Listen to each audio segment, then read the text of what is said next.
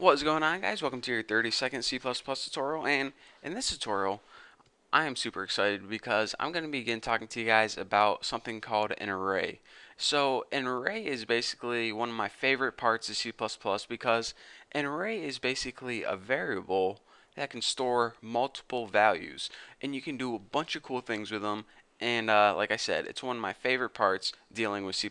So let's go ahead and get started.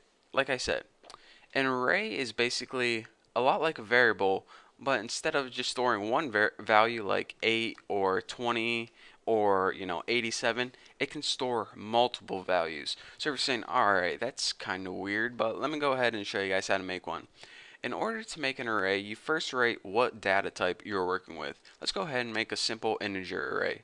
Next, just like a variable, you type something you want to call it. I'm going to call my array Bucky because it's a pretty cool name. And now, right after this, with no space, in square brackets, you go ahead and you write how many numbers, in this case, how many integers, do you want to store in your array. So let's go ahead and say 5. So what the compiler is going to do now is it's going to create an array that can store 5 integers. So whenever you run this, your compiler is going to set aside some space to hold 5 integers. So we're saying, alright, so now one array can hold 5 different integers. Pretty cool, huh? So here is how, well, there are a lot of different ways you can create an array, but probably the most basic and easiest to understand is called an array initializer list. And an array initializer list is basically just a list of numbers, and you have to put it in between these squiggly brackets. I don't know the technical name for them, but they're above the square brackets on your keyboard. And in between it, you write a comma separated list of 5 numbers. So let's go ahead and print out like 66, 75, 2, 43, and 99.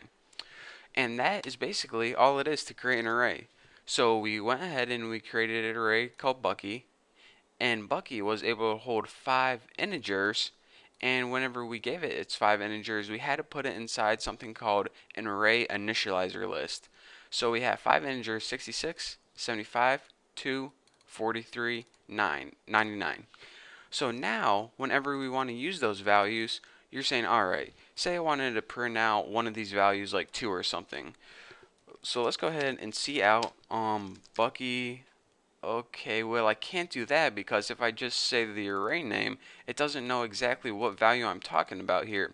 So in order to let C++ know what value you want to use from that array, we have to use something called the array index. So let me tell you guys this first. When I said an array is made up of a bunch of different values, the technical term whenever you're working with array is called elements, and all they are is values, but we have to be professional here, so we're going to call them array elements. So 66 is one element, 75 is one element, 2 is an element, so on and so forth. So whenever we want to index a specific element in our array, we go ahead and we write the index number inside our square brackets. So you might be thinking, alright, the index number for this one is 1, this one is 2, and this one is 3. So let's go ahead and try to print out Bucky 3 and see what happens. Let's go ahead and end that line.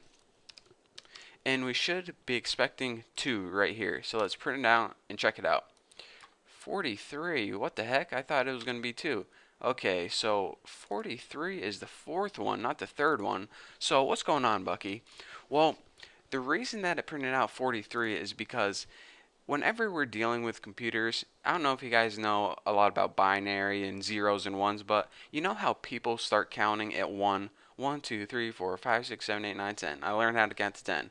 Well, computers, they start counting everything with a 0. So whenever we create our array, this first element, even though it would be number 1 to us, to the computer, it's actually element 0. So let's go ahead and print out Bucky 0, and as you can see, whenever we run this, we get the number 66. So whenever we are referencing indexes, or elements in our array, we have to remember that our array starts counting at 0. So 0, 1, 2. So this is actually the 2 index. So let's go ahead and print out Bucky 2. And now we go ahead and we get 2 right there. So again, the basic things I want you guys to remember is this. An array is basically a variable that can store multiple values. The easiest way to create an array is this: write the data type, write your array name, and then write however many elements you want your array to hold. And we stored 5 integers in this case, so that's why we passed 5 integers in something called an array initializer list.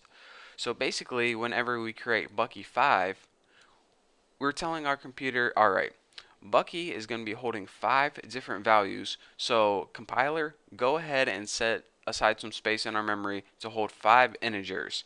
So that's what it did whenever it created this line. And aside from that, I want you guys to notice this. Each value in the array, I say value sometimes, but technically they're called an array element. And in order to reference one of those elements, we use something called an array index. And the first element in every array is index 0. So if you wanted to print out 99, it would be 0, 1, 2, 3, 4. So Bucky 4, whenever we ran this program, is 99. Pretty cool, huh?